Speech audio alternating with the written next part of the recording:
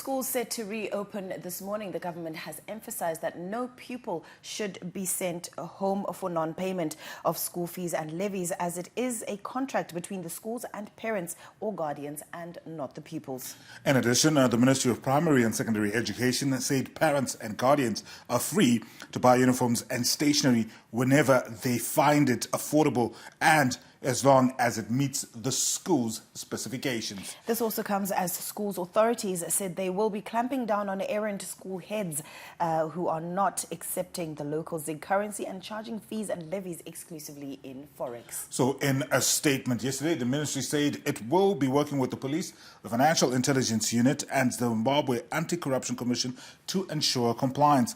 Ministry of Primary and Secondary Education spokesperson Taungana Ndoro had this to say.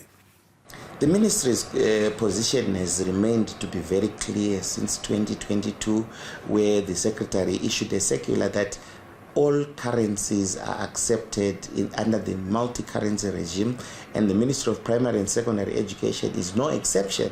So schools should accept the local currency as legal tender for paying school fees. Schools may peg their school fees in foreign currency or USDs, but parents and guardians are allowed to pay with the currency of their choice. If they're going to pay with the local currency, they'll pay with the local currency using the interbank rate of the day that that transaction is made, and it is considered legal tender. Any schools that are going to start defying this directive will face the music, and as schools open, the Ministry of Primary and Secondary Education will conduct a blitz to see how best they can discipline any headmasters that do not follow to the directive of the ministry.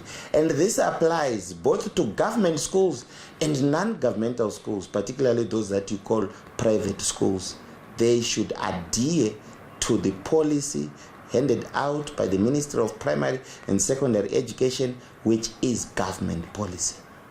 So these are conversations we always have around this time of the school term, especially as a back to school takes center stage, and it's always battles, especially with government trying to make sure that maybe as parents we are capacitated and there is a fair environment for us to be able to give our kids the best access to education. But like we said in the first hour, there's also a flip side in terms of, especially from a private school perspective, the business and their own standards that they may want to implement. But I think it's all about fairness in terms of abiding with the laws of the country. So yeah, hopefully they will be able to find each other and we can have balance. But do you know what solves this?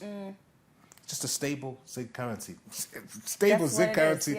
Nobody's going to be fighting about whether you want to take ZIG. It's going to be worth it or it's not worth it. So am I taking US dollars or ZIG? Yeah, and as you said, I like the word you used there, fairness.